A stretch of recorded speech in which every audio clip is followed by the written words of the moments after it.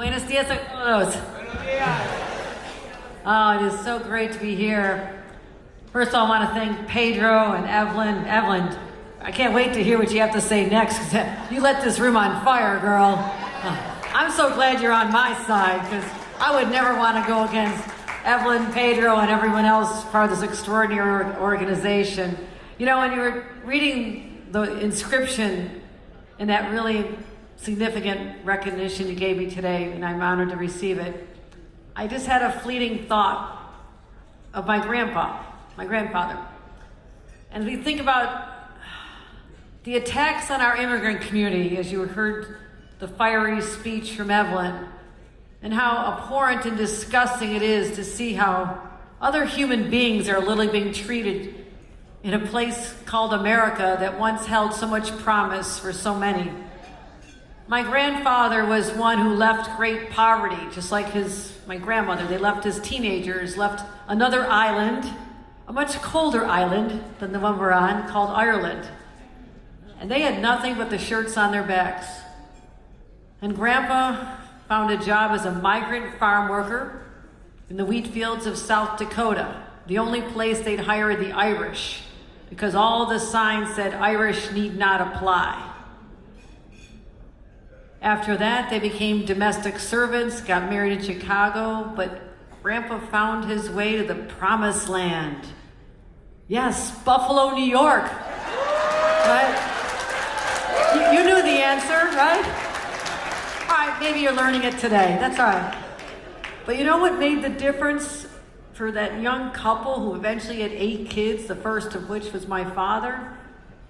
Grandpa got a job making steel. He got a union card.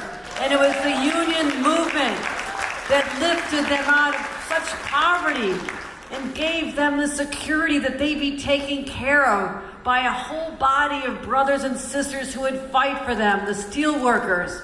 But you know who worked shoulder to shoulder with Grandpa in the hot steel mill? Puerto Ricans, who had come to Buffalo in search of a life. And they had language barriers, they were discriminated against, but there was this simpatico relationship between the Irish who were being put down and the Puerto Ricans who were being put down. They banded together under the cloak of the Union. And so Grandpa became great friends. And there were a lot of little children who came there, and some of their parents worked in the fields. Believe it or not, Buffalo also has a lot of farms just to the south. Many of them worked in the farms, some worked in the steel plant. And who was taking care of the children by day? My mother. My mother found a very activist Catholic priest. We all hung around with the most radical priest at the time. It's what we did. We were social justice Catholics. We protested everything. But my mom found a need in the basement of a church with this priest, and we started a daycare center to watch the children of the migrant farm workers of the Puerto Ricans because no one else was doing it. And when I was in 6th grade, my mother put me in charge of the kindergarten class. Go figure, we were looking for a teacher. I used to babysit my little siblings all the time. We're Catholic, we had a big family too. But I go back to my childhood and understand this deep bond, even in a place like Lackawanna, New York, just outside of Buffalo, where there was a tight feeling among those who've been oppressed and felt they weren't getting a shot. But when they banded together, there was such strength in numbers. And that's what the union movement is all about. It is the strength in the numbers represented by all of you that create a force that is unbreakable. And we need that now at this moment in history more than ever before, my friends. More than ever before, as we see what we're standing up against. So I feel empowered, even more so, even though you look at what's happening in Washington. And it is breaking my heart when I see the news that even though a court told Donald Trump you have to start feeding the children of this country, he went all the way to the Supreme Court to get that overturned. Who does that? That is cruel. It is inhumane. Who does that? So we can boo and we can lament, but you know what we do better? We go home and we fight. We fight. We'll see you in the courts. We'll see you on the streets. We'll see you at the polling places, as we just did last Tuesday, all across America, saying we are sick and tired of these policies that are hurting our people, starving our children, taking away health care. We're not putting up with this. So last Tuesday was a lot better Tuesday than it was a year ago. Right? That was more like a funeral. We're having some fun here, right? Oh, winning is a lot more fun. But it's not just winning. It's also about what that win represents.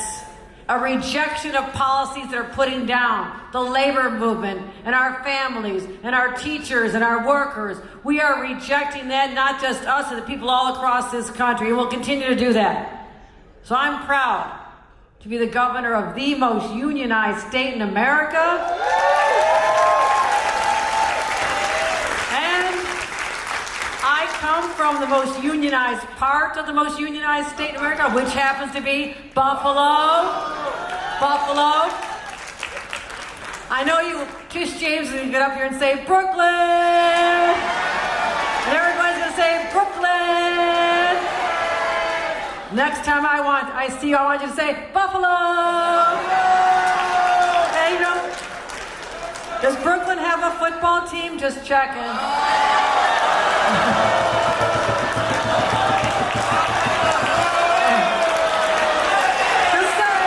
Just saying.